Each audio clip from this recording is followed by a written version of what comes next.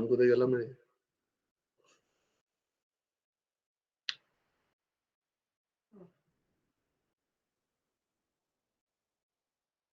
गुरुर्ब्रह्मा गुरुर्विष्णु गुरुर्देवो महेश्वर गुरुर्साक्षात् परब्रह्म तस्मै श्रीगुरवे नमः।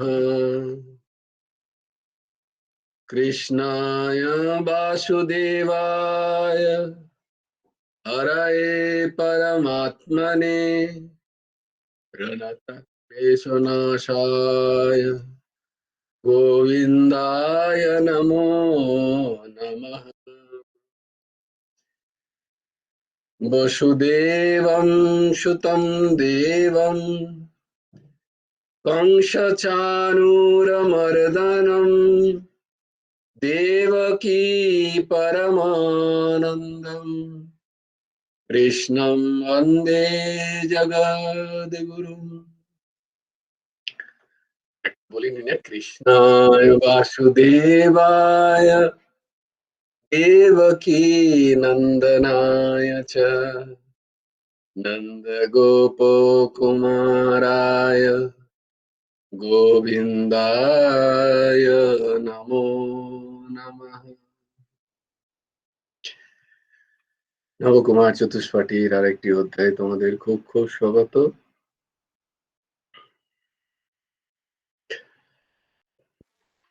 দুটো দিনের ক্লাস না হওয়ার জন্য আমি সবার কাছে খুব ক্ষমা প্রার্থী, কিন্তু কিছু করার নেই, আমি তখন রাস্তায়। আর কি করে নেব ক্লাস নেওয়ার কোনোভাবেই সুযোগ ছিল না আর কি।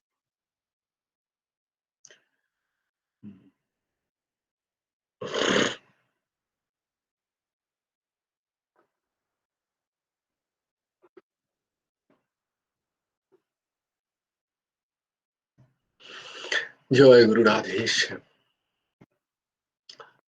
আমরা আজকে শ্রীমদ্ ভগবত গীতার শ্লোকগুলা যে কে পাঠ করবে,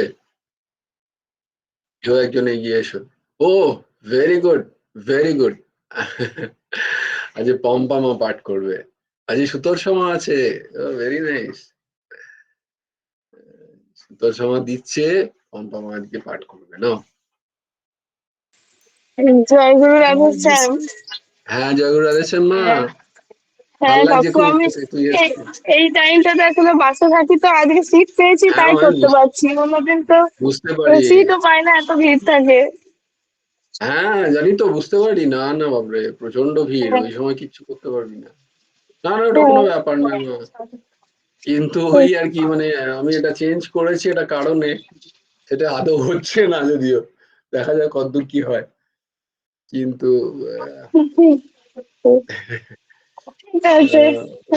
তোমাদেরও প্রয়োজন আছে, ওটা আমি বলবো, নিশ্চয়ই বলবো। পম্পামা বলো। হ্যাঁ, জয় গুরু রাধেশ্যাম। ধর্মক্ষেত্রে কুরুক্ষেত্রে সমবেতা যুযুৎসব মামকাঃ পাণ্ডবশ্চৈব কিং কুর্বত সঞ্জয় যত্র যোগেশ্বরো কৃষ্ণ যত্র পার্থ ধনুর্ধর তত্র শ্রীবিজয় ভূতির্ধুবা নীতির্মতির্মম यदा यदा हि धर्मस्य ग्लानिर्भवति भारत अभ्युत्थानं धर्मस्य तदात्मानं सृजाम्यहं परित्राणाय साधूनां विनाशाय च दुष्कृतं धर्मसंस्थापनार्थाय सम्भवामि युगे युगे कर्मण्येवाधिकारस्ते मा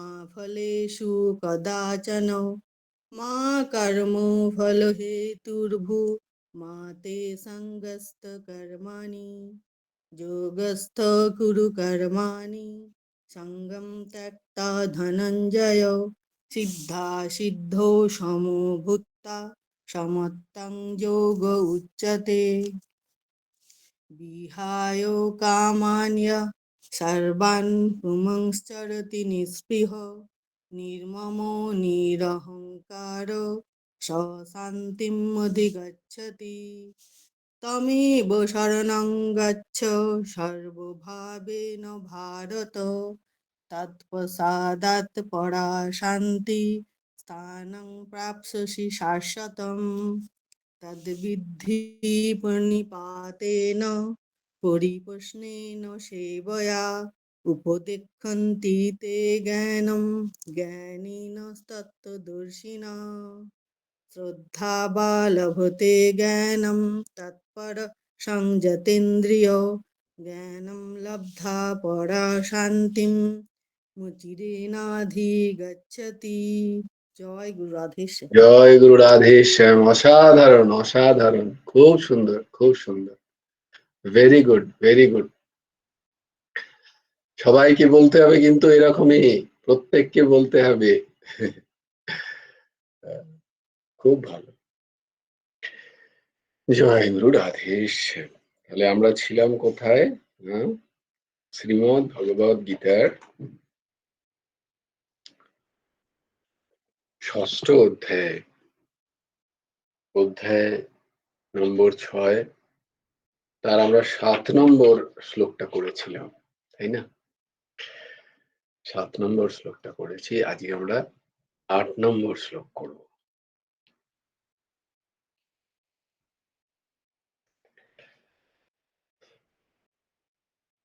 না, আমার সাথে সাথে তোমরা উচ্চারণ করো, যাদের যাদের কাছে অবশ্য মধ্যে যদি সুদর্শনা 8 নম্বর শ্লোকটা দেখাতে পারবি?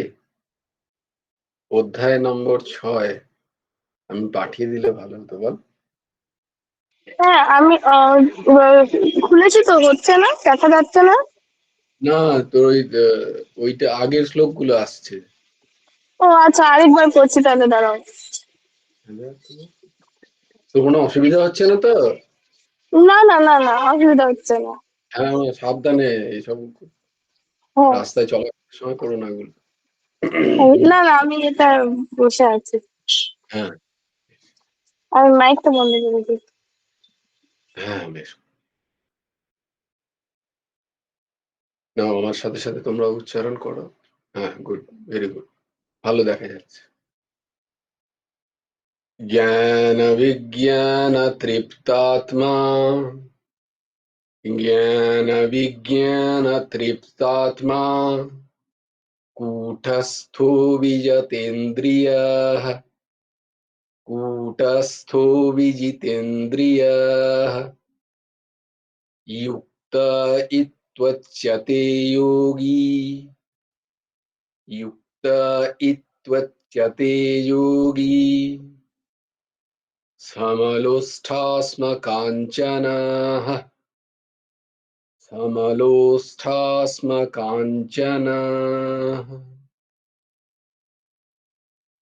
ज्ञानविज्ञानतृप्तात्मा, कूटस्थो विजितेन्द्रियः,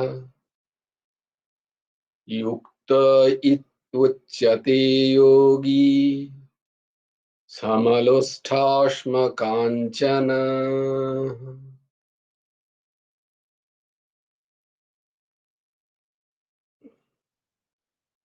জ্ঞান ও বিজ্ঞান ও তৃপ্তা আত্মা, যার অন্তঃকরণ জ্ঞান বিজ্ঞান দ্বারা পরিতৃপ্ত, কূটস্থ, যিনি কূটের মতো নির্বিকার, বিজিতেন্দ্রিয়, যিনি জিতেন্দ্রিয়, সমলোষ্টাশ্ম কাঞ্চনঃ, মৃত্তিকা, প্রস্তর ও স্বর্ণে সমবুদ্ধি সম্পন্ন, ইতি যোগী, এইরূপ যোগীকে যুক্ত উচ্চতে, যোগারূঢ় বলা হয়। যুক্ত ইতি উচ্চতে। তাহলে আমরা কি দেখলাম? না, সব থেকে বড় যোগ হচ্ছে সমত্ব যোগ। ঠিক সেই কথাই এখানে বলা হচ্ছে, যে সমত্ব যোগ যার সিদ্ধ হয়ে যাবে, তার মধ্যে এই সমত্ব আসতে থাকবে, তার হৃদয়ে কি হবে? না,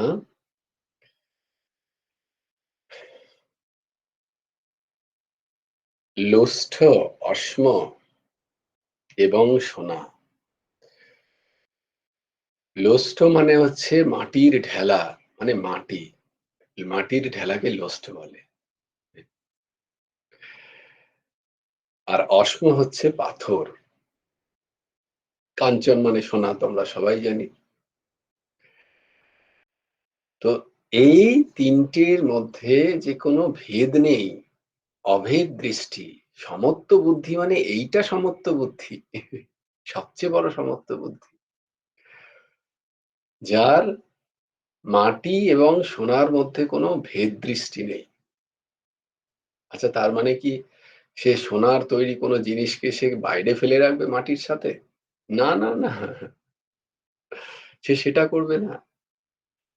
সে যথাযোগ্য সোনার জিনিসটা আলমারিতেই রাখবে, আর মাটির ঢেলা মাটিতেই রাখবে। এটা হচ্ছে সমসত্ত্বাগ বৃত্তি। যার যেমনটি কাজ, তাকে সেইটাই কাজ, সেইটা দিয়ে তার সেই কাজটাই করবে। কিন্তু সোনার প্রতি বিশেষ মমত্ব বুদ্ধি তার নেই, বা মাটির প্রতি তার বিশেষ বৈরাগ্যও নেই। তার সমান যেমন সোনার প্রতি তার বৈরাগ্য, মাটির প্রতি যেমন তার বৈরাগ্য, সোনার প্রতিও তার সেরকম বৈরাগ্যই। মানে সোনা এলে তার মনে বিশাল ভালো লাগে না, মানে বিশাল তার, যেমন একটা মাটির ঢেলা পেলে তার মনের মধ্যে কোনো বিকার জাগে না, তেমনি সোনাও পেলে তার মনের মধ্যে কোনো বিকার জাগে না। আবার এমন কোনো মাটির ঢেলা যদি তোমার বাড়ির সামনে থেকে কেউ নিয়ে চলে যায়, তখন যখন তোমার মনের মধ্যে কোনো কষ্ট হয় না, তেমনি তারও যদি কোনো সোনার টুকরো হারিয়ে যায়, তখনও তার মনের মধ্যে কোনো কষ্ট হয় না। এই এর মানে এই নয় যে সে সোনাটা বাইরে রাখছে আর মাটি বা মাটিকে আলমারিতে রাখছে, তা কিন্তু রাখছে না, সে ঠিক ঠিক রাখছে।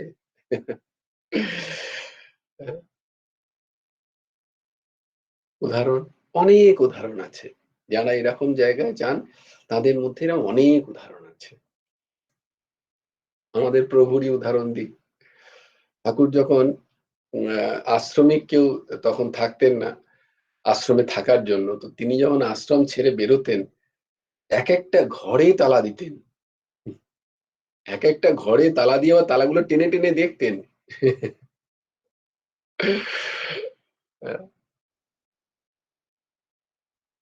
সব টেনে টেনে দেখতেন সেগুলো। তারপরে কি হলো? তিনি যখন গেলেন, শরীর ছাড়লেন যখন, তখন কিচ্ছু নেই। কে কি করবে, কে না করবে, কে দেখবে, কে দেখবে না, কে কার, কে কি কোন অসুবিধা, কিচ্ছু বলে গেলেন না কাউকে। সেই কৃষ্ণ যেমন বৃন্দাবন ছেড়ে চলে গেলেন, তিনিও যেন ঠিক সেইরকম ভাবে শরীর নিয়ে অন্তর্ধান করলেন। এরকমই এক বৃন্দাবনের সাধু ছিল। বৃন্দাবনে এক সাধু, তার ছোট্ট কুটির। তো সাধু খুবই বৈরাগ্যমান, কিন্তু সে যখন তার একটা ট্রাঙ্ক ছিল, সেই ট্রাঙ্কে দেখতো লোকে এত বড় একটা তালা ঝুলছে।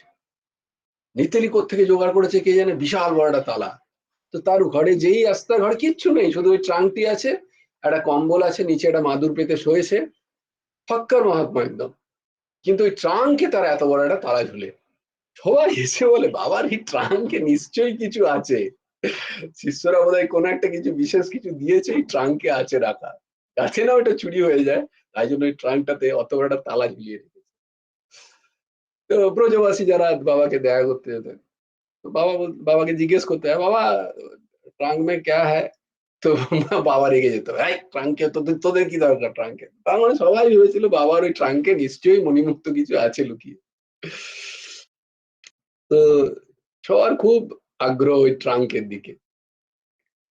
তো বাবা যখন আস্তে আস্তে সময় পুরো হলো, দেহ পুরো হলো, বাবাকে যমুনার জলে দিয়ে এসে সবাই উদ্দেশ্যে ওই ট্রাঙ্কটা খুলতো।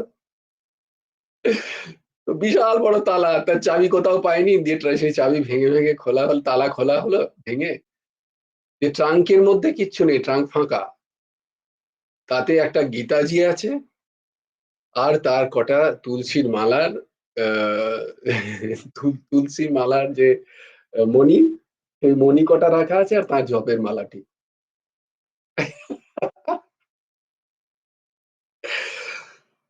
তো এইটা এইটা বুঝতে পেরেছ? তাই অন্য কারুর কোন সিদ্ধ মহাত্মার আচরণ দেখে তাকে জাজ করতে যেও না কখনো। তুমি আগে নিজেকে জাজ করো, আগে আমরা আমাদেরকে জাজ করি। ও সিদ্ধ মহাত্মা, ওর কেন এরকম আচরণ, ওর আচরণে তুমি জাজ করতে যেও না। ঘাবড়ে যাবে বা বিমুখ হয়ে যাওয়ার সম্ভাবনা থাকে। তাই জন্য মহাপুরুষদের আচরণ কে কখনো বিচার করতে নেই। আমাদের বিচার বুদ্ধি দ্বারা তাদের আচরণকে কখনো তাদের আচরণকে তোলা উচিত। তো তাই জন্য সাবধান। আমি বললাম এই কারণে যে আমাদের যেন মহাপুরুষ দর্শনে গেলে চক্ষুটা খুব সাত্বিক থাকে, তাদের আচরণ দেখতে নেই। তারা কি কারণে কি সব আচরণ করছেন তারাই জানেন। তারা কোন জগতে আছে তুমি তো জানো না। তারা সেই সময় কোন মানসিক স্থিতিতে আছে আমাদের কি জানা আছে? তোমার সাথে হয়তো হাসছেন, কথা বলছেন, কিন্তু তিনি মনে মনে কোথায় আছেন তুমি জানোই না। তো তাই জন্য তাদের আচরণ দেখে কখনো কখনো তাদের দোষ দর্শন করতে নেই। ব্যাস চুপচাপ তাদের কাছ থেকে নিজের জিনিসটা নিয়ে চলে আসতে হয়। তাদের দর্শন মাত্র, তারা যদি তোমাকে ঠিক ঠিক অন্তর্দৃষ্টি দিয়ে একবার দেখে নিলেন, ব্যাস তাতেই তোমার অনেক কাজ হয়ে গেল। এইটাই হচ্ছে মহাপুরুষের সঙ্গ করার লাভ। এই লোভে লোভে যেতে হয়। তার আচরণ দেখে আমি আচরণ করে নেব, কখন হয় নাই। কোনো মহাপুরুষের আচরণের অনুকরণ করা উচিত, কখনো না। তো জ্ঞান বিজ্ঞান ও তৃপ্তাত্মা, এখানে বলছেন যিনি জ্ঞান ও বিজ্ঞানে তৃপ্ত, ভোগ বৃত্তিতে কোথাও তৃপ্ততা নেই। বলছে কেন তুমি এরম বলছো? ভালোই তো তৃপ্তি করে খাই আমরা। যদি তৃপ্ততাই থাকতো তাহলে আবার ওই খাবারের ইচ্ছা জাগতো না। তৃপ্তি মানে হচ্ছে মন তৃপ্ত হয়ে গেছে, তার মানে আমার মন তৃপ্ত হচ্ছে না, আমি আমার রসনাকে আমি তৃপ্ত করতে পারছি না। তার যখনই স্বাদের যখন সম্বন্ধ, সেটা যখন ইরেজ হয়ে যাচ্ছে, সেটা যখন মন থেকে হালকা হয়ে যাচ্ছে, তখন আবার তার সেটা ভোগের ইচ্ছা যাচ্ছে। তাহলে তৃপ্তি হয়নি, পরিতৃপ্ত নয় সে। আমরা যত ভোগ আছে, ইন্দ্রিয়র যত ভোগ, সেখানে যদি আমরা তৃপ্ততা খুঁজতে চাই, আমরা কোনো দিন পাবো না। তো ইন্দ্রিয়কে যদি তুমি তৃপ্ত করতে চাও, সে কোনোদিন তৃপ্ত হবে না। এটাই স্বাভাবিক, এটাই স্বাভাবিক। তো সেই তৃপ্ত হওয়ার একটাই জায়গা, সেটা হচ্ছে জ্ঞান এবং বিজ্ঞান। সত্য অসত্য বস্তুর বিবেক এবং তার অনুভূতি, সেইটা মনে ধারণ করা। নিত্য অনিত্য বস্তুর বিবেক এবং সেটার প্র্যাকটিস, সেটার সাধন। মানে নিত্য বস্তুর প্রতি মমত্ব, অনিত্য বস্তুর প্রতি উপেক্ষা, মনটাকে তৈরি করা। এটা হচ্ছে অনুভব, অনুভূতি, এটা হচ্ছে বিজ্ঞান। জ্ঞান তো আমি প্রথমে এর জ্ঞান আমি তো প্রথমে জানলাম, তারপরে সেটাকে আমি যখন ধারণ করছি, তখন এটা আমি জেনে গেছি, আমার জ্ঞান হয়েছে। শুধু জ্ঞান হলেই হলো না, আমার বিজ্ঞান চাই, আমার অনুভূতি চাই। যখন আমি এই আমার পকেট থেকে পড়ে গেল হয়তো, বা কেউ নিয়ে নিল হয়তো, আমি দেখতে পেলাম চুরি হলো বা কিছু হলো, তখনও আমার মনের স্থিতি তখন জাজ করি একবার। আমি যেটাকে খুব ইম্পর্টেন্ট ভাবতাম, সেটা হয়তো আমার কোনোভাবে হারিয়ে গেল, তখন আমার মনের স্থিতি কি? বা যেটাকে আমি খুব ভালোবাসি সেটা এলো, তখন আমার মনের স্থিতি কি? এইভাবে বিজ্ঞান, অনুভূতি, আমার জ্ঞান হয়েছে কিনা, সেটা কি একবারে হবে? না, একবারে হবে না। এটাই প্র্যাকটিস। এইভাবেই মনকে তৈরি করতে হয়। যে আমি জানি নিত্য অনিত্য বস্তুর জ্ঞান কি এবং সেটাকে আমাকে অনুভব করতে হবে। আমার মনটা সেরকম তৈরি করতে হবে। যাতে আমার মনের মধ্যে তার অনুভূতি হয়। আমি সেটা বুঝতে পারি আমার কোথায়? কর্মযোগে, যেটা আমি নিরন্তর সবসময় যে কাজ করছি, আমি যে কর্ম করছি, সেখানে আমার এই জ্ঞান বিজ্ঞানের অনুভূতি হচ্ছে কিনা। যদি হয় তবে গিয়ে তুমি কি হবে? তৃপ্তাত্মা। তোমার মধ্যে একটা তৃপ্তি থাকবে। পাওয়াতে অধিক সুখের অনুভব নয়, আর না পাওয়াতে অধিক ব্যথার অনুভব নয়। সবসময় তৃপ্ত হয়ে আছো তুমি। একটা সমবুদ্ধি। সমত্বম যোগ উচ্চতে। এটা কি বলে? জ্ঞান বিজ্ঞান।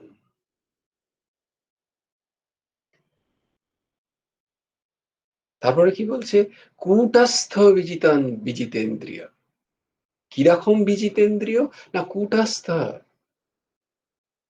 কূট মানে, কূটের অনেক মানে হয়, কূটস্থরও অনেক মানে হয়। এখানে যে মানেটা গ্রহণ করছেন স্বামী রাম সুখদাসজি মহারাজ, সেটা হলো গিয়ে কূট মানে হচ্ছে একটা লৌহপিণ্ড যেটা কামাররা ব্যবহার করে। যারা যারা আয়রন স্মিথ হয়, যারা কামার হন না, বা যারা দেখবে ওই জুতো সেলাই করেন, তারা একটা লোহার একটা জিনিস ব্যবহার করেন না? তো ওইটা বা কামার দেখবে একটাই লোহার জিনিস সুন্দর, ওইটাকে ব্যবহার করে ওরা ওটাতেই হয়তো কাটারিও বানাচ্ছে, ওটাতেই তরবারিও বানাচ্ছে, ওটাতেই গরুর গাড়ির চাকার ওই যে রিমটাও বানাচ্ছে। হুম, তো ওইটাকে বলা হয় কূট। তো বলে কিরকম হতে হবে? না কূটবৎ, কূটবৎ তিষ্ঠতীতি কূটস্থঃ। কিরকম হতে হবে? না কূটবৎ স্থিতি হতে হবে। কূট যে, তার উপরে সোনাও রাখো, সোনা রেখে পেটাও, তার উপরে লোহা রেখে পেটাও, বা তার উপরে অ্যালুমিনিয়াম রেখে পেটাও, তার কিন্তু কোনো বিকার নেই। ওহো সোনা এসছে আজ খুব আনন্দ, লোহা এসছে আমি একটু বেঁকে যাবো, সে করে কখনো? তো বলছে আমাদের মনের স্থিতি কিরাম হবে? না ওই কূটের মতো। কূটের পাশে যখন, কূটের সহচর্যে যখন কোনো সোনা এসে পেটায়, যদি পেটায়, তার তখনও কোনো বিকার নেই, নির্বিকার সে। আবার কূটের সংস্পর্শে যদি কোনো সোনা আসে, তখনও তার কোনো বিকার নেই। জয়গুরু রাধেশ্যাম কাকু, হ্যাঁ মা বল। একটু আগে থেকে বললো না, শুনতে পাইনি, বাবার ফোন এসেছিল। ও আচ্ছা। কূটস্থ, কূটস্থ মানে হচ্ছে কূট, কূট মানে হচ্ছে আহ যারা কামার কাজ করে, যারা লোহার কাজ করে, তাদের একটা লৌহ পিণ্ড থাকে, তার উপরে রেখে তারা ওই লোহাগুলোকে আগে জ্বালায়, দিয়ে রেখে ওর উপরে পেটায় দেখবে। বা যিনি ওই জুতোর কাজ করেন, জুতো সেলাই, তাদের কাছে একটা দেখবে লোহার একটা জিনিস থাকে। হুম, ওইগুলোকে কূট বলা হয়। তো কূটস্থঃ তিষ্ঠতীতি। কূটের মতো যদি কেউ অবস্থান করে, তাকে বলা হয় কূটস্থ। কূট মানে ওই রকম যার কোনো বিকার নেই। তার উপরে জুতো পেটাচ্ছ, না তার উপরে ব্যাগ রেখে পেটাচ্ছ, কোনো ভালো জিনিস পেটাচ্ছ, বা কোনো অবজ্ঞার জিনিস পেটাচ্ছ, তাতে তার কোনো বিকার নেই। সে নির্বিকার। এটাকে বলা হয় কূটস্থ। সে বিকারহীন, সে নিত্য। আর এই কূটস্থই হচ্ছে পরমাত্মা, যিনি বিকারহীন, যিনি সর্বদা বিকারহীন, নির্বিকার, অচল, স্থির, তাকে বলা হয় কূটস্থ। এই কুটস্থ হতে গেলে কি হতে হবে না, বিজিতেন্দ্রিয়, ইন্দ্রিয়ের ওপরে জয়, বিজিতেন্দ্রিয় হতেই হবে, ইন্দ্রিয়কে জিততেই হবে। এই প্রবল ইন্দ্রিয় আমাদের নিরন্তর বাইরের দিকে টানছে, সেটারই আমরা বারবার পড়ছি যে দেহ রথে কে বসে আছে, জীব, অর্জুন। এই রথের সারথি শ্রীকৃষ্ণ। আর ইন্দ্রিয়গুলো কি না, ঘোড়াগুলো হচ্ছে সব ইন্দ্রিয়। এই যে পাঁচটা ইন্দ্রিয় পাঁচ দিকে টানছে আমাদের, চক্ষু, কর্ণ, নাসিকা, জিহ্বা, ত্বক, যা দ্বারা আমাদের জ্ঞান হচ্ছে, যা দ্বারা আমাদের সংসার উপভোগ হচ্ছে, এরা আমাদের নিরন্তর তাদের নিজেদের বৃত্তিগুলোকে পরিপূর্ণ করার জন্য আমাদেরকে টানছে, সেই জীবাত্মাকে টানছে। এবার যদি জীব বলে যে লাগামটা যদি আমার হাতে থাকবে, লাগাম মানে হচ্ছে মন, মনটা সে যদি বলে আমার হাতে থাকবে, তাহলে এই মনটা এত টেনে নিয়ে যাবে এই পাঁচটা বিষয় তাদের নিজের জায়গায়, যে সে সেটা সামলাতে পারে না। চোখ বলছে আমি এটা দেখবো, নাক বলছে আমি এটা শুঁকবো, কান বলছে আমার এটা চাই শোনার জন্য, জিহ্বা বলছে আমি এটা খাবো, চলো এদিক ওদিক চলো, ঠিক আছে, জিহ্বা, ত্বক আমি এর সঙ্গ করব, না করলে হবে না, চলো দৌড়ো, এবারে দৌড়ে বেড়াচ্ছে আমাদেরকে নিয়ে, আমাদের মানে জীবকে নিয়ে।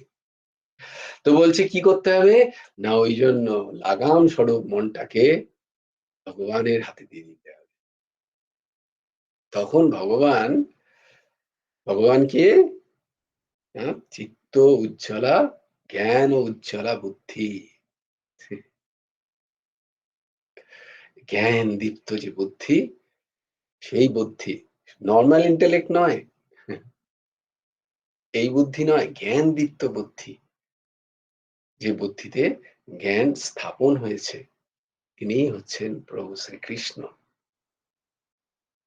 সেই চিত্ত যদি আমরা তাকে দিয়ে দিই আমাদের মনের ভার, তাহলে তিনি আমাদের এই ইন্দ্রিয়কে এত সুন্দর করে চালন করবেন যে মন আমাদের একমুখী হবে, মন আমাদের কথা শুনবে, মন এরকম মর্কট হবে না, চারিদিকে লাফিয়ে বেড়াবে না। আমাদের মনে একটা শান্তি আসবে, অচল অবস্থা আসবে, স্থির অবস্থা আসবে, সেটা কি বলা হয় কুটস্থ, মনের স্থির অবস্থা। সে কোনোতেই কিছু তখন আর তার হালচাল হয় না, সে জ্ঞান দ্বারা সে কুটস্থ হয়ে গেছে। ঊর্ধ্বসীমা বলো।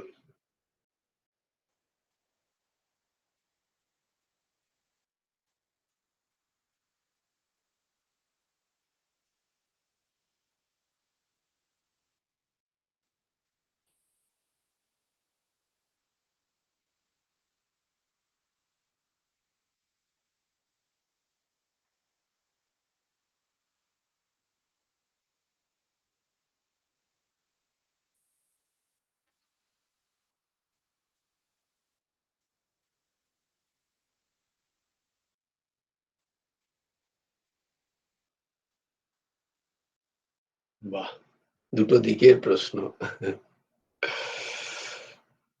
প্রথম প্রশ্ন হচ্ছে যদি সোনা হারিয়ে যায় তাহলে কি খুঁজবো না? নিশ্চয়ই খুঁজবো, অবশ্যই খুঁজবো, মায়ের ভয় তো আরো বেশি করে খুঁজবো।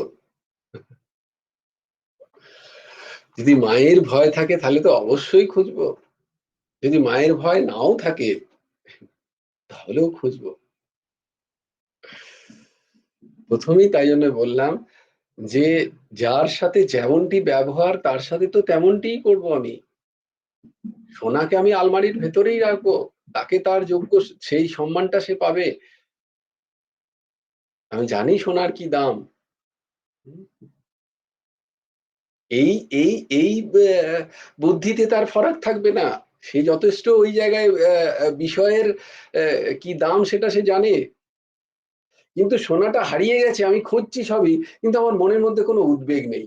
আমি জানি মা বকবে, তবুও কোনো উদ্বেগ নেই, আমার কোনো উদ্বেগ নেই। মা আমাকে প্রচন্ড বকবে, হয়তো মারবেও, কিন্তু তাতে আমার কিছু যায় আসে না। আমি কি করবো, সোনাটা হারিয়ে গেছে, আমি খুঁজছি, যতটা পারবো নিশ্চয়ই আমার চেষ্টা হবে। আমার কথাটা বোঝাতে পারছি? আমার কোনো উদ্বেগ নেই এতে।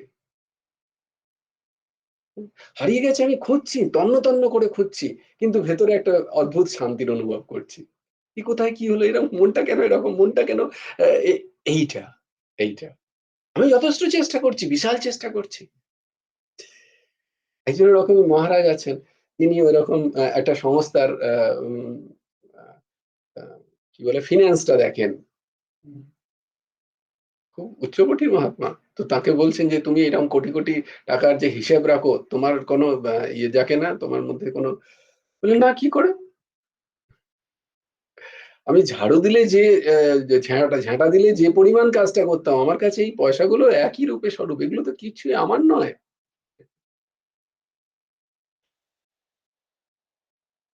আমি যে এই কোটি টাকা কামাচ্ছি, এটা তো এক ফোঁটা একটা টাকাও না।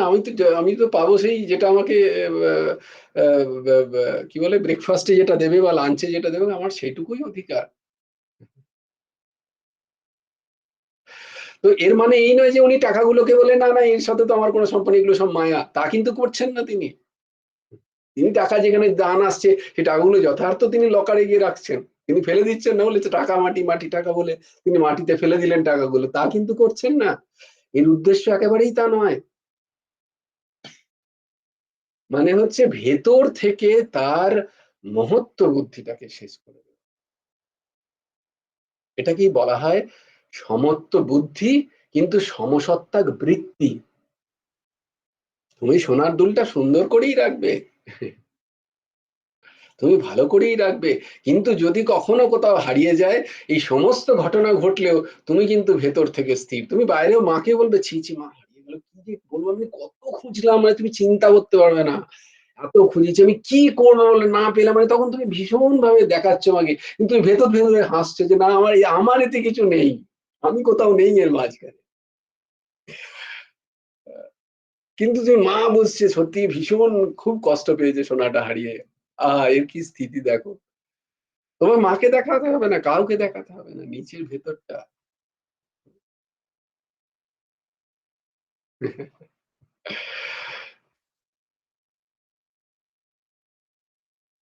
আরেকটা যে প্রশ্ন করেছে সেটার উত্তর দিয়ে মৌসুমীর কাছে আসছে, সেটা হলো তেমনি ভাবেই তেমনি ভাবেই যিনি তুমি বললে যিনি মূর্তিকার, তার কাছে মাটিটাই সোনা, সত্যিই তো। তার মাটি যদি জলে ভিজে চলে যায়, সে কি, তাই জন্যই বলেছিলেন যখন বর্ষা হয় তখন কুমোরদের কত প্রবলেম, কত সমস্যা, তাদের কত কষ্ট, অথচ চাষি ভাইয়ের কত আনন্দ। ঠিক আবার যখন রোদ ওঠে প্রচন্ড, তখন কুমোরের কত আনন্দ, চাষি ভাইয়ের তখন কষ্ট, তাকে জল কিনতে হবে সবজি ওগানোর জন্য। এই জায়গাটা, এই যে কষ্টের জায়গাটা যেন না থাকে, তার তো নিশ্চয়ই তার চেষ্টা হবে যে তার মূর্তির মাটিগুলো সে ভালো করে রাখবে, সুন্দর করে রাখবে। যদি সেখানে ক্ষতি হয়, তার তো খারাপ লাগছে, সেটাকে রক্ষণাবেক্ষণ সে যথেষ্ট চেষ্টা করবে সেটা করার, সেটাই তো তার কাজ। সেখান থেকে তার ক্ষুধা নিবৃত্তি হচ্ছে, সেটা তো নিশ্চয়ই সে করবে। তার মানে সে বসে থাকবে না, ওই যে এই দুটোর মাঝেই হচ্ছে, এটা একটা হচ্ছে কর্ম, যে কর্ম করছে সে সেটা হারিয়ে গেলে খুব কষ্ট পাবে, আর একটা হচ্ছে কর্মযোগ। এখানে কর্মযোগের কথা বলা হচ্ছে বারবার, যে তুমি কর্মযোগ করো, কর্মেতে তোমার সম্পূর্ণ অধিকার আছে, তুমি তো নিরন্তর চেষ্টা করবে সেই মাটিটাকে রক্ষা রাখার জন্য। কিন্তু যদি হয়ে যায়, তাতে তোমার কোনো বিকার নেই, আবার রয়ে গেল, তাতেও তোমার কোনো আনন্দ নেই। আমার কর্ম, আমার কর্তব্য কর্ম ছিল এটা। যেমন আমি আসলে উত্তর দিতে চাইছিলাম, শুক্লাদি আছো এখানে? জয়গুরু রাধেশ্যাম, হ্যাঁ, হ্যাঁ জয়গুরু আসেন। দিদির ওই যে স্থিতির কথা সেদিন তোমাদের সবাইকে বললো, তো সেই স্থিতি নিয়ে আলোচনা মানে চিন্তন চলছিল, এই সমস্ত পড়াশোনার মাঝখানেও চিন্তন চলছিল, ক্লাস হচ্ছিল। আহ, দিদিকে বোঝাচ্ছিলাম আর কি ভেতর থেকে, না এবারে ক্লাসে এসে বুঝতে হবে। যে দিদি কি বললেন যে সেদিন, এটা দিদি না, এটা সবার জন্য আমাদের, দিদি যেটা বলতে পারছেন সেটা আমরা বলতে পারছি না, এই যে আমরা যে হতাশ হয়ে যাচ্ছি, দেখো হতাশ কথাটার মধ্যেই অজ্ঞানটা লুকিয়ে আছে। আমরা হত আশা হয়ে যাচ্ছি। আমরা আমরা যে কর্ম করছি সেখান থেকে একটা আশা করছি।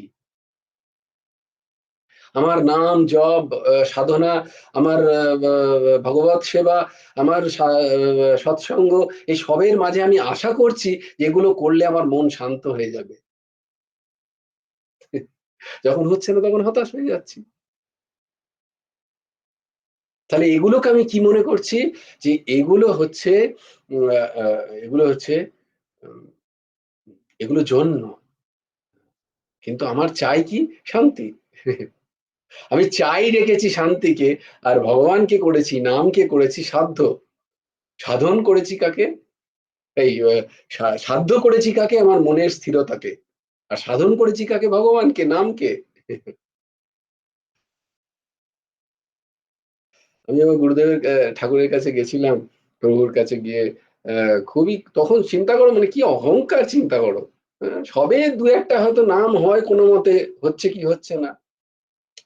তখন ঠাকুরকে বলছি, ঠাকুর এই যে নাম করছি, চিন্তা করো, অহং। নাম করছি, কই কোনো অনুভূতি তো নেই। সেই বড় বড় মিস্টিক অনুভূতি গুলো হয় না, এই কিছু দেখতে পেলাম বা কাউকে দেখে তার মনের কথা বলে দিলাম, তখন এইসব আর কি একটা কিছু পেয়ে গেলাম সিদ্ধি। তবে সবে শুরু হয়েছে বোধহয়, এক দু বছর একটু আধটু নাম শুরু হয়েছে। অহমের লেভেল বোঝো। ঠাকুরকে জিজ্ঞেস করি। ঠাকুর এমন রেগে গেলেন, দিয়ে যে কথাটা বললেন সেইটাই আমি শুক্লাদিকে বলতে চাই। না, কোন রকম আশা নয়। ঠাকুর বলেছিলেন, আহ নাম করা কর্তব্য, তুমি নাম করবে। ঠিক এইবার আরো আরো জোর করে, নাম থেকে এটা চাই ওটা চাই না, নাম করা কর্তব্য তোমার। কি করবেটা কি? নাম ছাড়া করবেটা কি? নাম করা কর্তব্য, ওটা তোমার করতে হবেই, তোমাকে ওইটাই করবে। নাম করা কর্তব্য, তাই করবে। সেখান থেকে কি পেলে না পেলেও সবাই দেখার দরকার নেই। সেই কথারই চিন্তন হচ্ছিল যে আমাদের সৎসঙ্গ, সদ্গ্রন্থ অধ্যয়ন, আমাদের সৎকর্ম, আমাদের নাম গান, আমাদের নাম গান মানে ভগবানের ভজন, আমাদের ভগবানের চিন্তন, ভগবত সেবা, সৎকর্মে নিজের সময়কে অতিবাহিত করা, এগুলো আমার কর্তব্য মনুষ্য শরীর হয়ে, মনুষ্য শরীর প্রাপ্ত হয়ে। এখান থেকে কি পেলাম না পেলাম এদিকে তাকিও না। মনের যত বিকার আসছে, মনের যত হচ্ছে, সে তার দিকে থাকুক। আমার বলো, আমার প্রচন্ড জ্বর, আমাকে আমি যদি কোথাও না গিয়ে আমি যদি রাত্রের খাবারটা না পেয়ে, আমি কি যাবো না? আমি প্যারাসিটামল খেয়েও যাবো সেখানে। আমার চাকরি না গেলে একদিন যদি আমার রাত্রের খাবার না জোটে, আমি যাবোই কি যাব না? আমাকে যেতেই হবে। এটা হচ্ছে কর্তব্যবোধ। তো এগুলো সব কর্তব্যবোধে করো, নিরন্তর নিরন্তর। কি পেলাম কি না পেলাম, মন শান্ত হলো না হলো, মন অস্থির হলো, মনে কি কুটকা চালিয়ে এলো, মনে কি হলো না হলো, এসবের আমি আমার দেখার কোনো প্রয়োজন নেই। আমাকে গুরুদেব নাম দিয়েছেন, আমি নাম করা আমার কর্তব্য, ব্যাস, দ্যাটস অল। আমি সেটা যতটা পারবো বাড়াবো। কি গুরুদেব বুঝবেন আমার মনের কি হলো না হলো। আমি ভাবছি কেন যে আমি নাম করে আমার মন শুদ্ধ করে নেব? এই যখনই আমি আশা করছি, তখনই যখন না হচ্ছে, আমি হতাশ হয়ে যাচ্ছি, নামে হতাশ হয়ে যাচ্ছি, সৎকর্মে হতাশ হয়ে যাচ্ছি। এই চিন্তন চলে, আমি সবার জন্য বলতে, এটা শুধু দিদি সেদিন বলেছে, কিন্তু আমাদের বেশিরভাগ মানুষের মানসিক স্থিতি এই। আমরা একটুখানি সৎকর্ম করি, একটুখানি নাম জপ করি, হ্যাঁ, দিয়ে ভাবি বাকিরা তো কেউ, আর প্রথমেই দেখি অন্যদের। প্রথম হচ্ছে নিজেকে তো দেখি না যে আমার আরো করা উচিত, এটা কেউ দেখি না আমরা, আমার অন্যদের দেখি। হ্যাঁ, ও তো ঘুরে বেড়াচ্ছে, তাও তো আমি করি, এতক্ষণ বসি, আমি তো তাও জব করছি। জব করার সময় তোমার মন কোথায় আছে একবার দেখে না, খালি বুঝতে পারবে তুমি কোথায় কি করছিলে। নিজেকে দেখো, নিজেকে দেখো। আর এই নিজেকে দেখে নয়, নিজেকে দেখা মানে এইটা তোমার কর্তব্য। আমার এতগুলো নাম জপ করা কর্তব্য, কারণ আমার অন্য কোনো কাজ নেই। বা আমার যদি কাজ থাকে, এই কাজের মধ্যেও আমার নাম করে নেওয়াটা হচ্ছে আমার কর্তব্য। সেখানে আমাকে কে ভালো বললো তাতেও আমার কিছু যায় আসে না, আমাকে কে খারাপ বললো, গালাগালি দিল, তাতেও আমার কিছু যায় আসে না। এই দাদা দেখতে পান না আপনি কোথায় যাচ্ছেন, আমার কিছু যায় আসে না, আমি একটু হেসে দিলাম। আবার কেউ ভালো বললো, এইসব মশা মারার হাততালি, এই দেখে আমি তাকেও অ্যাভয়েড করলাম। এইটা আমার কর্তব্য, আমার এতগুলো নাম করতেই হবে, না করলে তার জন্য গ্লানি। এর থেকে আমি কি পেলাম না পেলাম দিনের শেষে আমি বিন্দু মাত্র দেখবো না, তাহলে আমি হতাশা হব না। হত আশা গানটা যখনই হত আশার কথা মনে হবে ওই গানটা, আশা এক গুরুজি সে, আশা এক গুরুজির অন্য আশা ছেড়ে দে, আশা এক গুরুজি অন্য আশা ছেড়ে দে, সম্পর্ক এক গুরুদেবের সাথে অন্য সম্পর্ক ভেঙে দে। কোথা থেকে? বাইরে থেকে নয়, ভেতর থেকে। মানে উদ্দেশ্য হচ্ছে মমত্ব বুদ্ধি। এক গুরুদেব, আমার গুরুদেবকে মনে পড়ছে, ব্যাস তাহলেই হবে।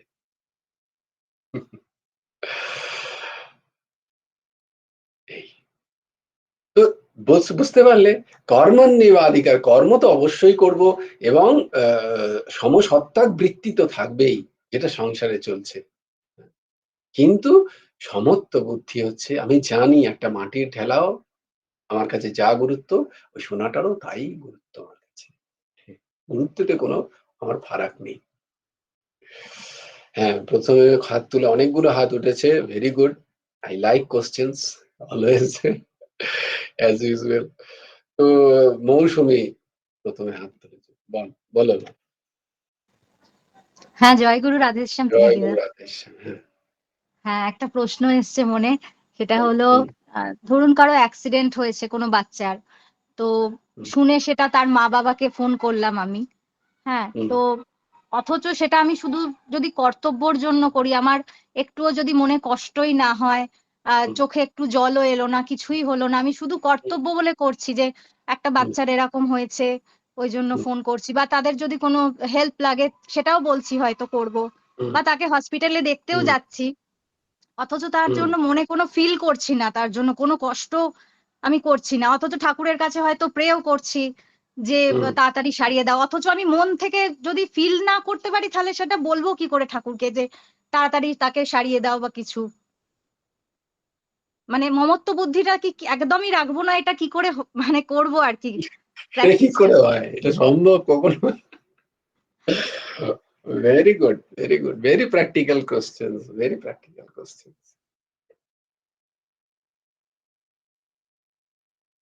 তাই তো, আমি যদি মন থেকে না বলি, বলে মন দিয়ে করো, মন দিয়ে করে, মন দিয়ে যদি পড়াশোনা না করি তাহলে কি করে করব? তোমরা বলো যে মন দিয়ে পড়াশোনা করো, অথচ বলছো আবার ওই পড়াশোনার জন্য তুমি কিছু এক্সপেক্ট করো না, তাহলে কি করে করবো?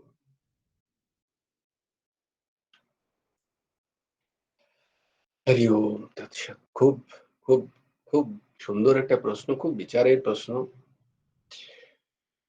এখানে এইটা যে মন দুরকম,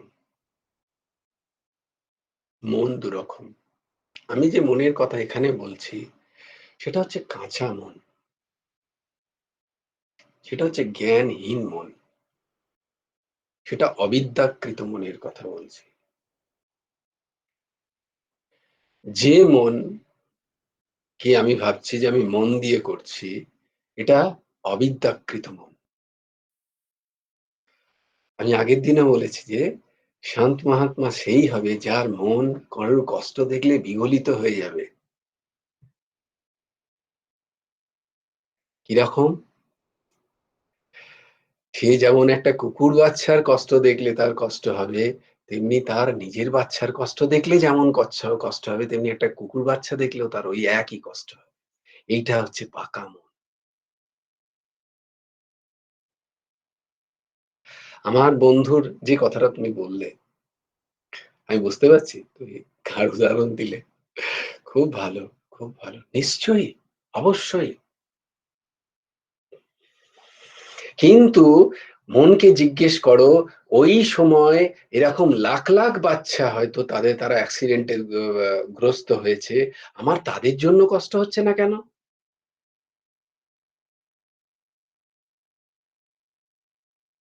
আমার বন্ধুর কোনো বাচ্চা ছেলে, তার যখন অ্যাক্সিডেন্ট হয়েছে, তার জন্য আমার কষ্ট হচ্ছে। আমি বলছি মনটাকে জাজ করতে পারবে এইভাবে যে মন কাঁচা না পাকা।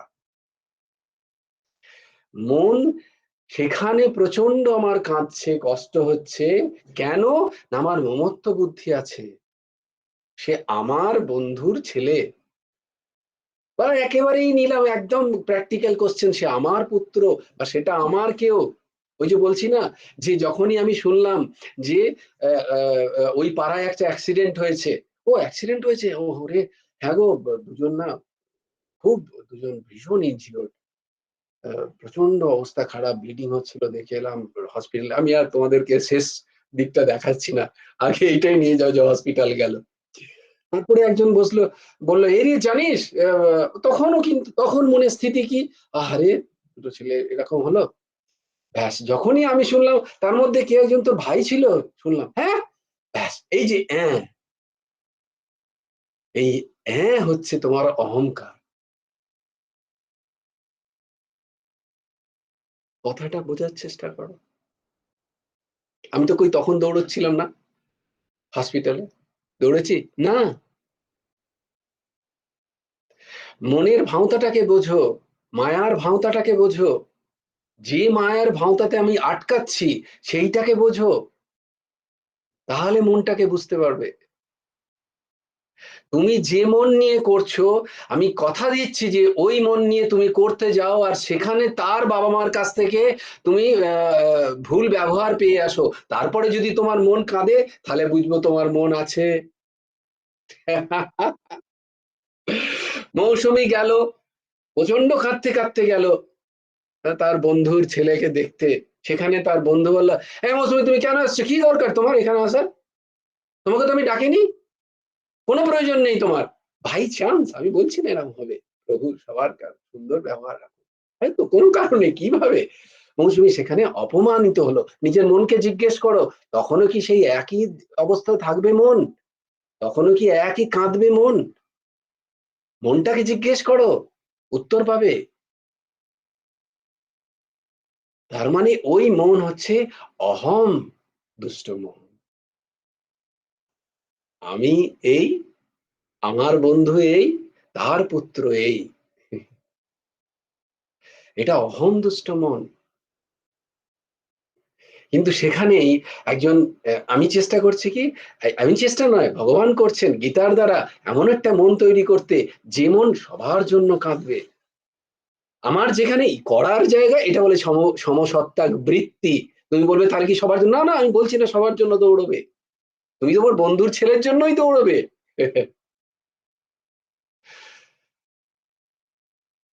দুটো জিনিস আলাদা, সমসত্তা বৃত্তি আলাদা। আমি নিশ্চয়ই দৌড়বো, প্রচন্ড কাজ করব, সেখানে যদি দৌড়ই, এই মন যদি হয় কখনো, জানবে যখন তুমি দৌড়বে, তখন পকেট থেকে 1000টা টাকা বার করেও তোমার মধ্যে কোনো বিকার আসবে না। আমার কথাটা মিলিয়ে নাও প্রত্যেকে, কারণ তখন দৌড়েছি ওই জায়গায় আমারও পুত্র থাকতে পারত, এই ভাবনা।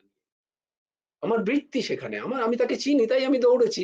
সেটা আমি যেমন একজন পুত্র, আমার পুত্রের জন্য যেমন করতাম, ঠিক সেই রকম করব, তখন আমার বন্ধুর ছেলে বলে মনে হবে না। আমার কথাটা বোঝাতে পারছি? এইটা যখনই প্র্যাকটিক্যালি তোমরা করবে বুঝতে পারবে। যতক্ষণ আমার মনে হচ্ছে আমার বন্ধুর ছেলে, ততক্ষণ জানবে যে এখনো মন আমার অনেক কাঁচা। আমি তো বলছি নিজের ছেলে ভাবো তাকে, যার জন্য করার সুযোগ এসছে তাকে তো নিজের ছেলে হিসেবে ভাবো, দেখবে আনন্দ কোথায়। তখন কে বললো, কে দিল, কে নিল, কে বসতে বললো, কেউ আসতে বললো, আমার কোনো প্রয়োজন নেই এগুলোর। আমার ছেলের যদি হয়, তাহলে আমাকে আমাকে কেউ বলতে হবে না। আমার কাছে যা আছে সর্বস্ব দিয়ে তার সেবা করব, সেরকম করতে পারছি কি? নিজের মনকে জিজ্ঞেস করি না। যেদিন ওই সবটুকু দিয়ে পারবে সেদিন জানবে মন তৈরি হয়েছে। এই হচ্ছে, এই মন যখন তৈরি হলো জানবে এইবার তোমার মন ঠিক ঠিক প্রার্থনা করছে, এইবার মন তোমার ঠিক ঠিক কাজ করছে। ওটা কিন্তু মমত্বযুক্ত মন নয়, ওটা প্রেম যুক্ত মন। এইবার প্রেম তোমার মনের মধ্যে এসছে। মমত্ব সদা সর্বতাকালে অবিদ্যা, মমত্ব বুদ্ধি অবিদ্যাই। কেন বলবে যে কেন, না কেন প্রথমেই তুমি মেনে নিয়েছো আমি মৌসুমী, আমি আমি কারোর স্ত্রী, তার সাথে আমার এই সম্পর্ক, আমার এই সমস্ত কিছু অবিদ্যা। এই যখন তুমি প্রার্থনা করছো তার জন্য, তখন কতটা স্বার্থপর দেখো আমি শুধু তার জন্যই প্রার্থনা করছি। এরকম সময় জগতের কত বাচ্চা তারা চলেও যাচ্ছে, তার প্রতি আমার কোনো দুঃখ নেই, কষ্ট নেই। ওই আমার তো তখন কান্না আসছে না। কেন? কারণ আমার মন কাঁচা, মমত্ব বুদ্ধিতে আছে। যতদিন এইরকম থাকবে মন, ততদিন সেই মন তোমায় কষ্ট দেবে, কাঁচা কষ্ট। তোমার মন তোমায় ফাঁসিয়ে রাখবে। নিজ পরম বেতি, এইটা মনে থাকবে, এই দ্বন্দ্ব থাকবে, এই দ্বিধা থাকবে। আমার বন্ধুর ছেলের জন্য তো আমি করবো, অন্যজনের জন্য আমার কোনো অনুভূতি নেই। হচ্ছে কি হচ্ছে না? মন আমাদের এইভাবে ঠকায়।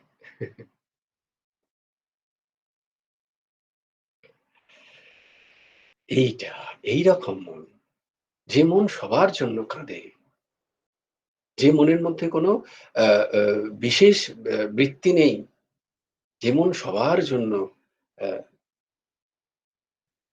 সেই মন তৈরি করার উদ্দেশ্যে আমরা আছি। স্পিরিচুয়াল লাইফ হচ্ছে সেই মন তৈরি করা।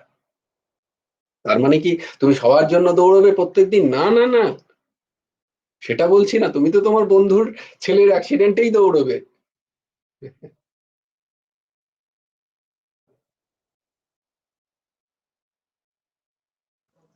বলছি যে বুঝেছি, মানে মন পুরোটাই কাঁচা, একদম মানে একদম ডাউন লেভেলে আছে।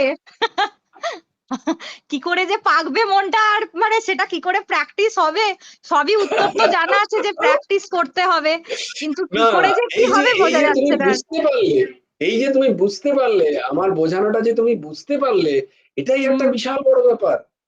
এটাই লোকে বুঝবে না। তুমি যে এতদিন ধরে ক্লাস করছো তার একটাই ফল হচ্ছে আমার বোঝানোটা তুমি বুঝতে পারলে যে দুটো মনের পার্থক্য কি। একই মন, ঠিকই ঠিকই, হ্যাঁ। কত কাঁচা জায়গায় আছি আমি। তাই হুম জন্য আমার হুম। এটা মনে হচ্ছে যে আমি মন দ্বারা করছি না। তুমি মন দ্বারা করছো না, তুমি মমত্ব বুদ্ধি দ্বারা করছো, আর সেটা অবিদ্যা, সেটাই অজ্ঞান। সেটাই। হুম। বোঝাতে পারছি? এর থেকে উঠতে হবে। এর থেকে ওঠার কি উপায়? সবার জন্য একরকম ভাবা। যদি চেষ্টা হয় সবার জন্য করা, প্রত্যেকের জন্য, নিজের না ভেবে প্রত্যেকের জন্য করা, চেষ্টা করা, নিজের সম্পদকে অপরের খুশিতে লাগানো, তার সাথে সাথে ভগবানের নাম জপ, সাত্বিক সাত্বিক আহার মানে, বারবার বলছি, আমাকে অন্যভাবে নিও না প্লিজ, তুমি আমাকে চেনো বলে। সাত্বিক আহার মানে পঞ্চ ইন্দ্রিয়ের আহার, সাত্বিক করতে হবে। তাহলে মন আস্তে আস্তে আস্তে আস্তে সত্য বৃত্তির দিকে যায়, সত্য বৃত্তির দিকে যায়। যত সত্য হবে ততক্ষণ বুঝতে পারবে, এই পার্থক্যগুলো বোঝা যায়। মনের এই ইন্ট্রিগিটি গুলোকে বোঝা যায় তখন। হ্যাঁ, সুতর্ষা মা হাত তুলেছে, বল মা। জয়গুরু রাধেশ্যাম। জয়গুরু রাধেশ্যাম। আজকে আমি একটা খুব ভালো প্রমাণ পেলাম নিজের কাছে যে মানে সবকিছু থেকে পালানোর একটা বেস্ট উপায় হচ্ছে নাম করা। আজকে অফিসে আজকে যেমন অফিসে হঠাৎ করে খুব প্রেসার চলে এলো, কালকের মধ্যে 10টা ফার্ম ভিজিট করে সোমবারের মধ্যে রিপোর্ট দিতে হবে। সবাই ঝামেলা করতে শুরু দিল, কে যাবে কে যাবে, মানে তারপর স্যার বললো যে কালকে তাহলে গোটা ল্যাব শুধু মল্লিককে চালাতে হবে। এরপর হ্যাঁ, আরেকজন আমার সাথে থাকবে। হ্যাঁ।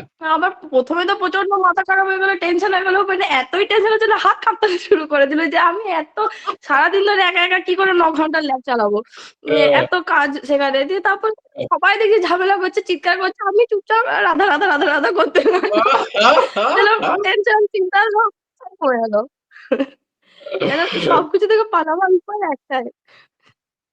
না, আবার বলবো যে এটা সবকিছু থেকে পালাবার উপায় নয়, বরং সবকিছুকে ফেস করার একটাই উপায়, সেটা হচ্ছে নাম। হ্যাঁ, ওইটাই পালিও না। মানে নামটা করার পর আমি মনে হলো, পালাবো ঠিক না আছে নাম আমি করে, যখন আমি পারবো। ফেস করবো। দেখি না, হ্যাঁ, ঠাকুর হয়তো সেদিন আমাকে দেখাচ্ছেন ওই কাজটা করে। ঠাকুর আসবেন তোমার সাথে কাজ করার জন্য, মিলিয়ে নিও। এবার ঠাকুর কি নিজে ওইটাই। আসবেন? কাউকে না কাউকে ঠিক পাঠাবেন। আমার কথা মিলিয়ে হ্যাঁ, নিও তোমরা। এইটা হচ্ছে অনুভূতি পাবে, সেদিন বিজ্ঞান হবে। ঠাকুরের ছেড়ে দাও, সেটাই। আর নাম করো। দেখবেন ঠাকুর আসবেন কারোর না কারোর রূপ নিয়ে। হুম, সেদিন তাকে গ্র্যাটিটিউড দাও, হে প্রভু। আহ সেই দিন যেন ওইটা ভেবে দু চোখ দিয়ে জল পড়ে একটুখানি।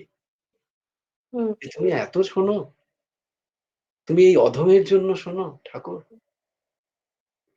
একদম সেটাই, মানে ভয়ে এত ভয় ভয় হচ্ছিল, খাবে না, টেনশন হচ্ছিল। কখনো ভয় খাবে না, নাম নির্ভয় করলাম হও। ব্যাস, তারপরে বললাম ঠিক আছে আমি পারবো, হয়ে যাবে। হ্যাঁ, এই আমার ঠাকুর আছেন আমার সাথে, আমার নাম আছেন, আমার রাধারানী আছেন। হ্যাঁ, তিনি নিশ্চয়ই আর করবেন। মানে আর যখন তিনি যদি নাও করেন, চারিদিকে, তিনি আমায় শক্তি দিন।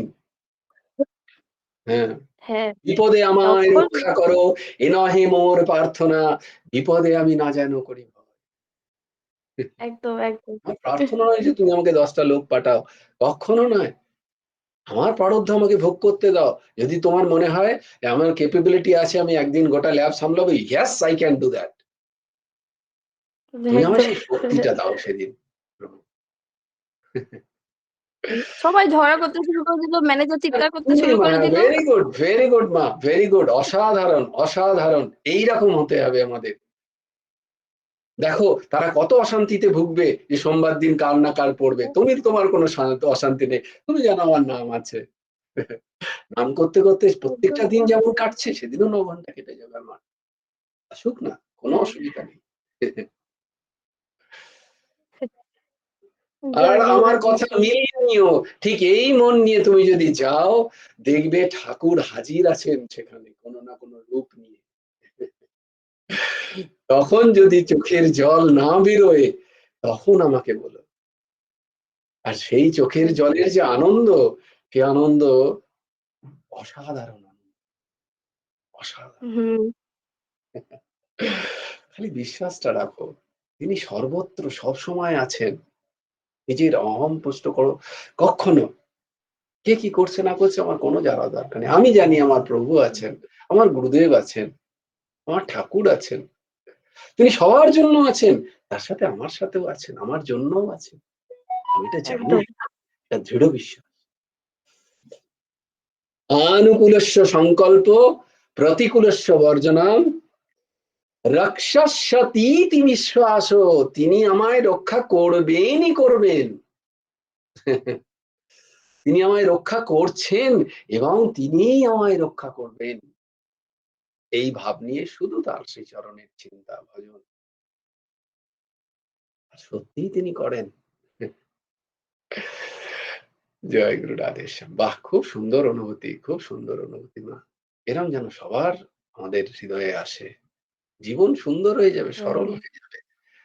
আর এই জীবনে সব কাজ করতে করতেই আমরা তাকে পেয়ে যাব, কোনো চিন্তা নেই। তার জন্য গিরিগহ্বরে যাওয়ার প্রয়োজন নেই। হ্যাঁ, পম্পমা বলো। হ্যাঁ, জয় গুরু রাধেশ্যাম দাদা। বলছি যে যখন একা থাকছি বা ঠাকুর ঘরে যাচ্ছি, ভাবছি যে এই আজকে থেকে, এখন থেকে ভাববো সবার, মানে ঠাকুর যেমন সব রয়েছেন, সবার মধ্যে রয়েছেন, এটাই চিন্তা করব। কিন্তু বাইরে বেরোচ্ছি তখন ভাবছি দেখো, মানে সবকিছুর মধ্যেই ঠাকুর আছেন। হুম, মানে রূপ আলাদা হলে কি হবে, উনিই তো রয়েছেন ভেতরে, উনি হুম, করছেন। হুম, কিন্তু যখনই যখনই ছেলে বা স্বামীকে, মানে কিছু একটা কোনো কথা বা কিছু মানে অন্যরকম হয়ে যাচ্ছে। তখন মানে সেই ভাবনাতেই মানে টিকে থাকতে পারছি না। মানে ফেল করে না, যাচ্ছি। মানে একদম স্বাভাবিক। একদম একদম, পারছি না। এটা হচ্ছে না। একদম মানে স্বাভাবিক। তখন তখন তো কি গুরুদেব করতে ভাবতে হয়? পারছি না যে গুরুদেব আমাকে বলছেন। মানে সেই ভেবে ঠিক কাজ করা বা উত্তর না দিয়ে থাকা বা কিছু মানে সেটা তো করে উঠতে পারছি না। মানে কি তাহলে হচ্ছে না, ওই বা এগুলো হচ্ছে এগুলো না। স্বাভাবিক। এর মধ্যে কোনো অস্বাভাবিকতা নেই। কারণ মন আমার ওই যে কাঁচা স্থিতি। আমি মনকে তৈরি করতে পারছি না। ওইজন্য তোমাদের আমি উদাহরণও দিয়েছি এই দাসের অনেক। ঠিক ওই পরিস্থিতিতেই চুপ হয়ে যেতে হয়। যে কথাগুলো আমি শুনেছি সে কথাগুলো মনকে শোনাও। মন তীব্র আ আ করবে, "না আমি ৪ টে কথা শুনিয়ে দিই।" বলে, "না, না, না, না, না। তুমি এদের দাসী। তোমার কথা শোনাবার কোনো অধিকার নেই।" সেদিন মনটাকে মারো, চেষ্টা করো।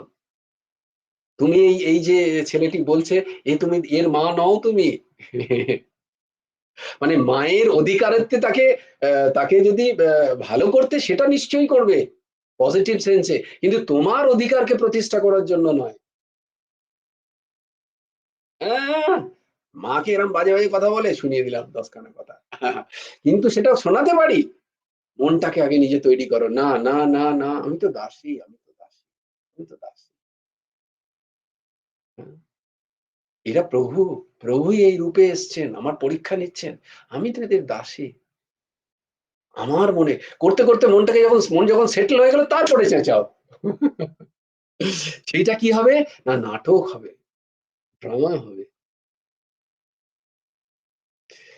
তোমার স্বামী এসে তোমায় যাচ্ছে তাই বলছে, তোমার প্রচন্ড কোমরের যন্ত্রণা। হুম, তোমার প্রচন্ড কষ্ট। চেষ্টা করো। কিচ্ছু বলবে না তাকে। হ্যাঁ, দাসীকে তো বলতেই পারে। ছি, ছি, ছি, ছি।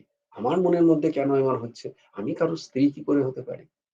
ঠাকুর এই রূপে এসে আমার পরীক্ষা নিচ্ছেন। আমি তো দাসী। না, না, মনকে বলো।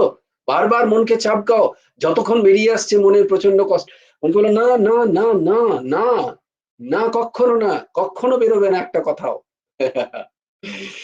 যদি জিততে চাও।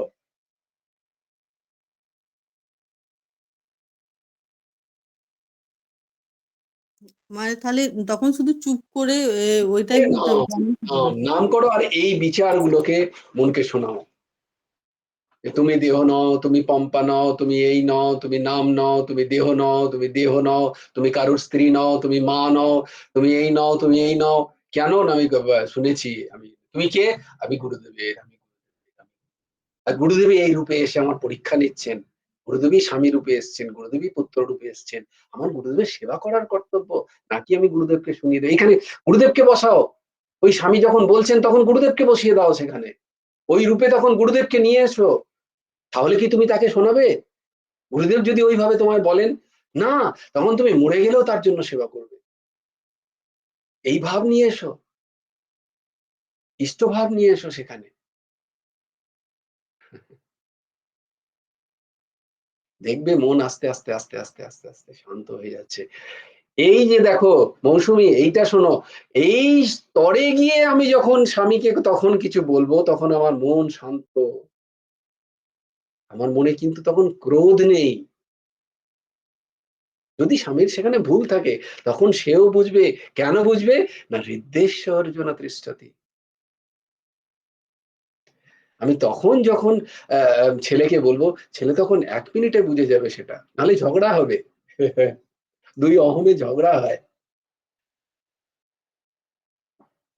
আর এক বিজ্ঞান আর এক অহমে দেখবে তখন একটা সমতা বজায় থাকে।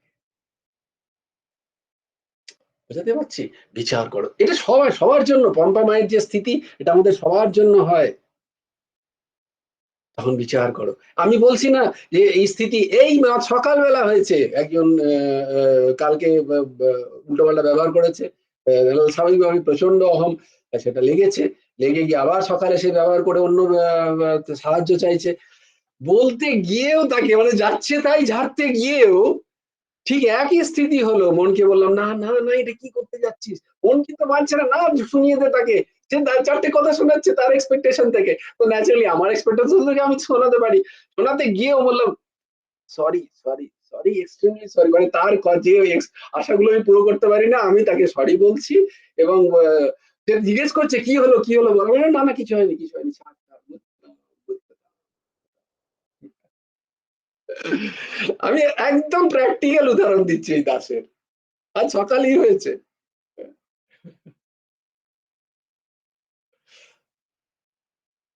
বিকজ আমি তোমার এই একই ক্লাসের স্টুডেন্ট, ভেবো না যে তাই জন্য বলছি এই বক্তব্যকে পাকড়াও, ব্যক্তি কেউ নেই, কিন্তু উদাহরণ দিতে পারি এইভাবে জীবনের ঘটনাগুলো ঘটছে। এখান থেকে কিন্তু কিভাবে দেখো একটা তিক্ততা তৈরি হতেই পারতো, তার সাথে ভীষণ তিক্ততা হতে পারতো, কারণ ন্যাচারালি তুমি যদি কোনো বাজে মানুষকে বাজে বলো, তার সব থেকে বাজে লাগবে। কোনো বাজে মানুষকে বাজে বলতে নেই তার মুখের উপরে, আর বাজে বললেই যে সে শুধরে যাবে তা নয়, বাজে মানুষকে বাজে বলে তোমার অহংটা পুষ্ট হলো।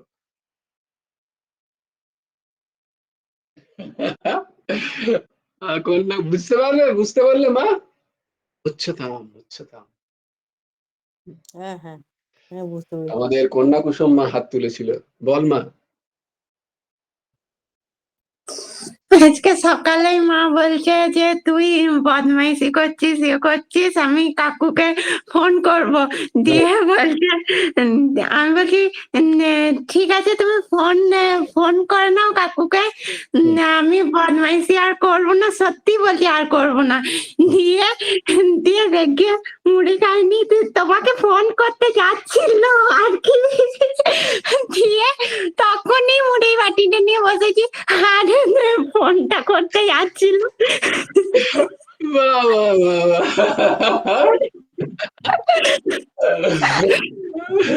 চলো कोई जुजू तो है। আমাকে কাকুর নামে নয়, গুরুদেবকে সম্মান করি, না রে কাকুকেও ভালোবাসি বলে আমি এটা করলাম। দিয়ে বলছে না তুই আমাকে ভালোবাসিস বল। আমি বলছি হ্যাঁ তোমাকে তো ভালোবাসি। গুরুদেব নিমিত্ত, তুমি ভালো মাকেই বাসো, তুমি মাকে ভালোবেসেই ওটা করেছো। বলছে তুই না খেলে আমি খাবো না, তাহলে নাহলে কাকুকে ফোন করছি বল। কখনো এর সাথে কখনো ঝগড়াঝাটি করবে না, হ্যাঁ? যদিও এখানেও হচ্ছে, তার জন্য নয়, কিন্তু একই জিনিস আমাকে এখানেও বোঝাতে হচ্ছে। বলছে আবার এক্সকিউজ মি বলে, এখানে শুনতে পাচ্ছে, পড়াশোনা করছে, তার সাথে কি করে যে শুনতে পায় কে? এই কানে নেই, হরিবল। আমি বললাম কানে ওদের লাগানো আছে, ডাইরেক্ট অ্যাসল্ট। হ্যাঁ, পিনাকি বলো। আনমিউট করতে হবে, পাশ থেকে শুনতে পাচ্ছি, কিন্তু আনমিউট করলে সবাই শুনতে পাবে। হ্যাঁ, জয় গুরু রাধেশ্যাম, জয় গুরু রাধেশ্যাম। হ্যাঁ, আজকের ওই সৎসঙ্গে ওই যেমন পম্পা মা কোয়েশ্চেন করলো, সুতর্ষা মাও বললো নাম নিয়ে। হুম, তো আমিও ওইটাই আর কি, যে আজকে সৎসঙ্গে আমার একটাই কথা খুব ভালো লাগলো, আমরা যারা পড়াশোনা করে তারা যেমন সূত্র এক করে না, হুম, তেমনি আজকের এই সৎসঙ্গ থেকেও আমরা একটা সূত্র পেলাম, বা কিওয়ার্ডস বলতে পারো, বা হুম, সিদ্ধান্ত যেটাই হোক।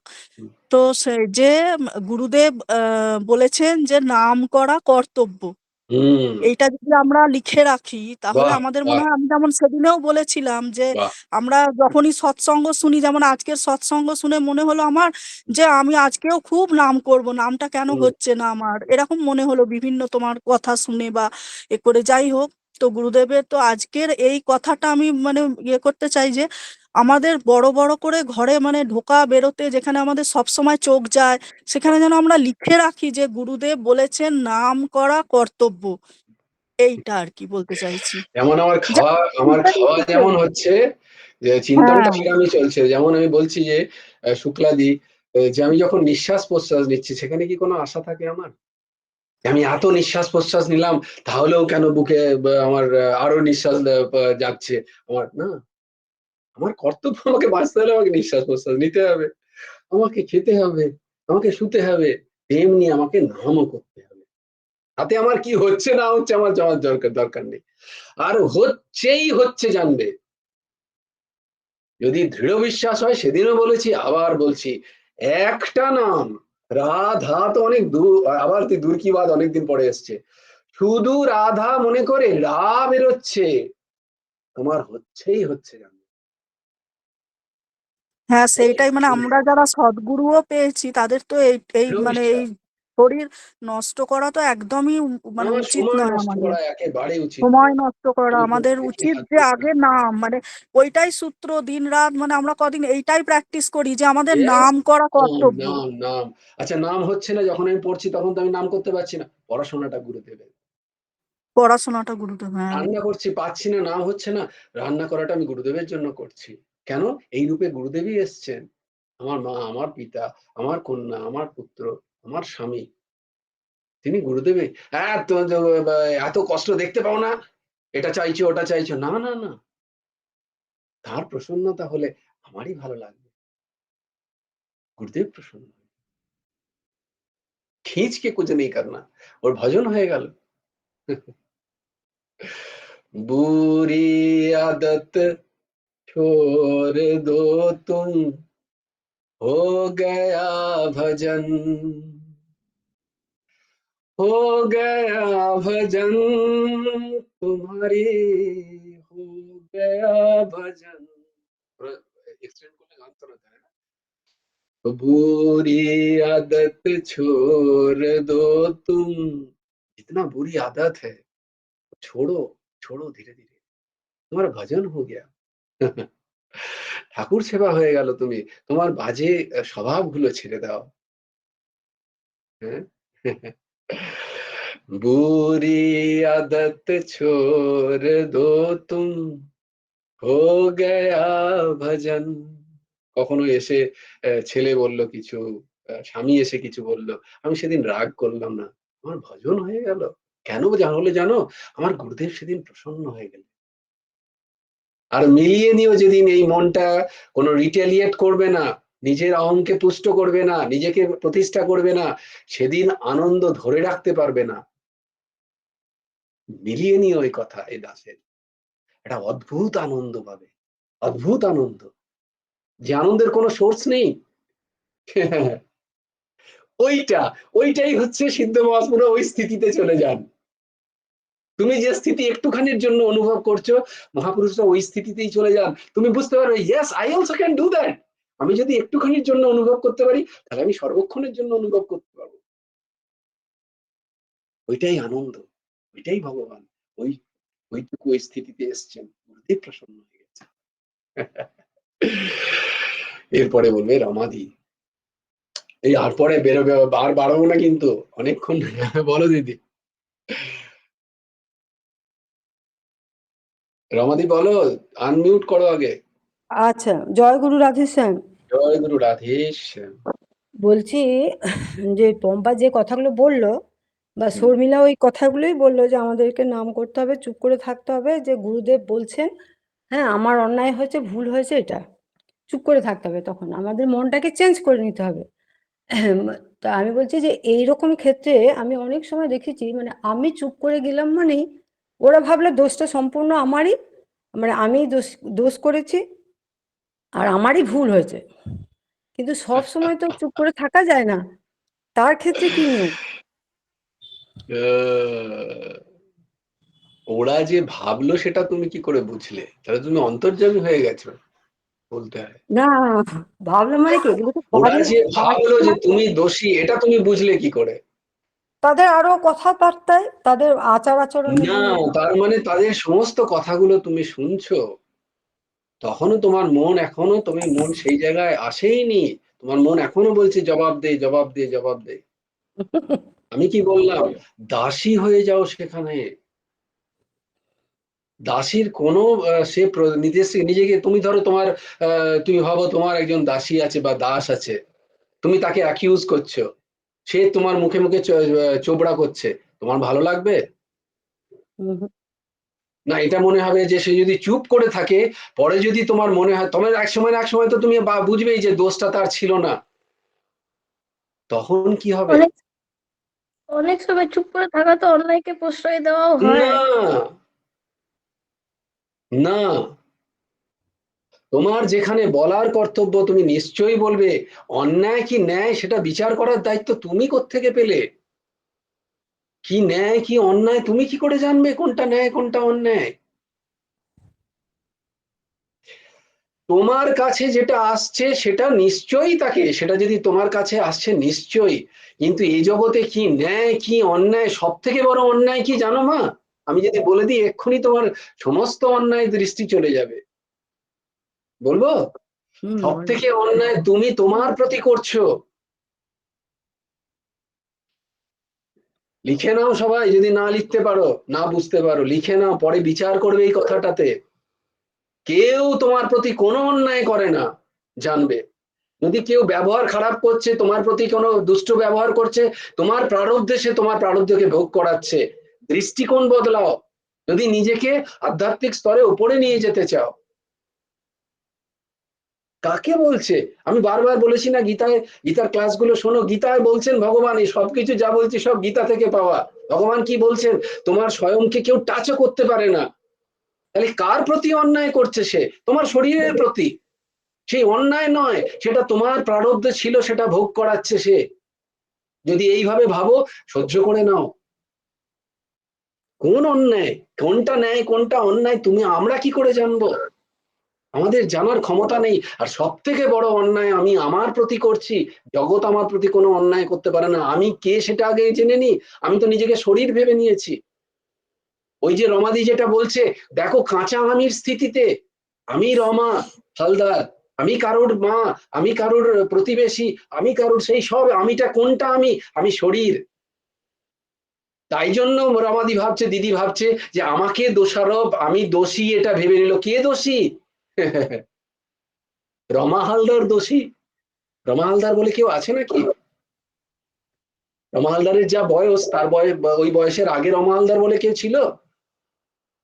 আর রমা হালদার একটা বয়সের পরে রমা হালদার বলে কেউ থাকবে না? আমি সেটা বুঝিনি, আমি ভাবছি রমা হালদার আমি। তাই জন্য ভাবছি আমাকে দোষী ভাবছে, আমাকে প্রতিষ্ঠা করতে হবে যে আমি দোষী নই,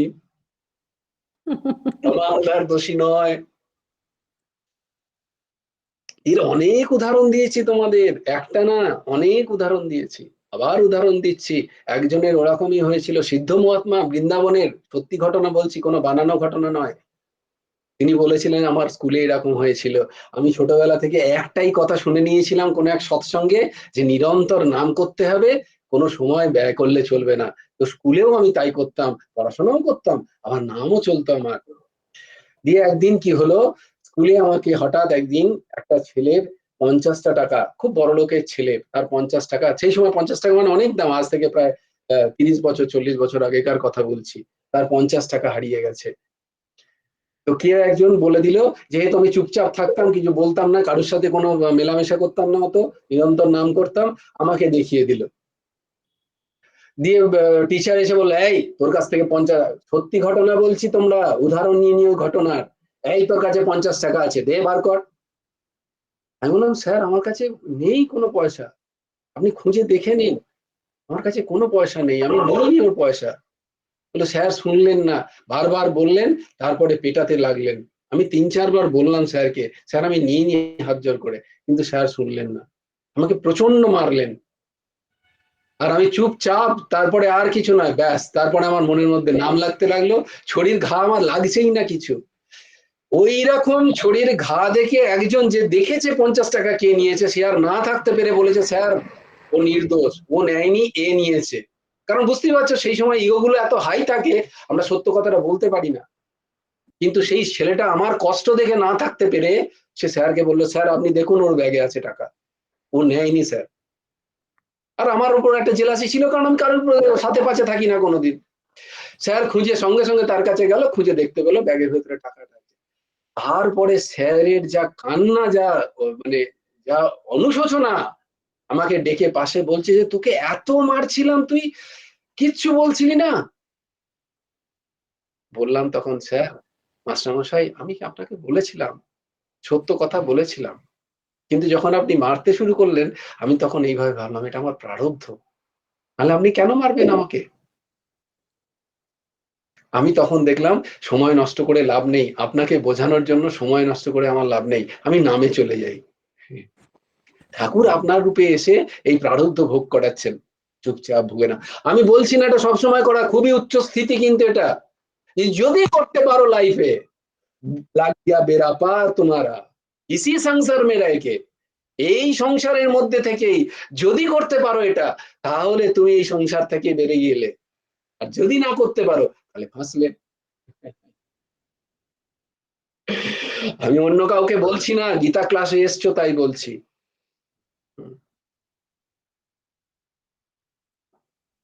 যদি করতে পারে তাহলে এই সংসারে থেকেই করতে হবে, টাটা করে দিতে পারলে। তাকে করতে মায়া হবে। রানীকে, ওই যে বলেছি এই রমা মায়া হালদার চেষ্টা করছে, মায়া রানীকে টাটা করে দে। হ্যাঁ, কিরাম চেষ্টা, তারও পদ্ধতি দিয়ে দিলাম পম্পমাকে, যে তখন আমি দাসী, আমি দাসী। কেউ আমাকে ভুল ভাবলো, কেউ আমাকে খারাপ ভাবলো, গুরুদেবের ইচ্ছায়। গুরুদেব চাইছেন আমার অহংকে নষ্ট করতে, তাই জন্য তিনি এরকম একটা রচনা করেছেন। নালে কেন? গুরুদেব তো তার মধ্যেও আছেন। আমি বারবার বলছি অখণ্ড মণ্ডলাকারং ব্যাপ্তম যেন চরাচরম, বলেছো কি বলনি? কতবার সবাই বলেছো, কিন্তু আমি মানিনি। মুখ দিয়ে বার করেছি কিন্তু আমি মানিনি। আমি যদি তাকে গুরু ভাবি, আমি তাকে প্রতিষ্ঠা করতে যাব? গুরুদেব যদি তোমাকে দুবার বলে দিত না মা তুমিই করেছো, তুমি চুপ হয়ে যেতে সেখানে। গুরুদেবকে দুবার বলার অপেক্ষা থাকতো না, একবার। এক্স্যাক্টলি, সেই একই জায়গায় নিজেকে নিয়ে যাও। এইও গুরুদেবের রূপে এসছে, আমি চুপ হয়ে যাই।